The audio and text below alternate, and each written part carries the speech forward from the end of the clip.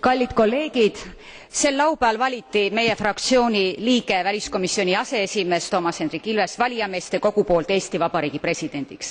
Ametis oleva presidendiga võistelnud Ilves oli avaliku arvamuse järgi ülekaalukalt inimeste lemmik, kuid tänu valijameeste kogu eeskirjadele kujunesid valimised siiski pingelisteks. Nii meedia kui Eesti kodanikud kartsid, et rahva tahte asemel saavutab võidu poliitiline manipulatsioon. Laupäeval kogunesid tuhanded eestlased, mina teiste hulgas, pealinna südamesse. Nii nagu Eesti iseseisvuse taastamise ajal 80ndate lõpul avaldasime muusikaga toetust Toomas Ilvesele kui demokraatia kandjale.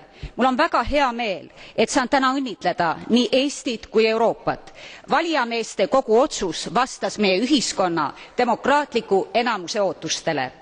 Ja 23. septembril toimunud Eesti presidendivalimistega võin kinnitada, et euroopalik demokraatia on tugev ja elujõuline. Ja ühtlasi soovin heale kolleegile ja sõbrale Toomas Ilvesele jõudu uues ametis, et Eestis oleks rohkem Euroopat ja siin rohkem Eesti mõtet.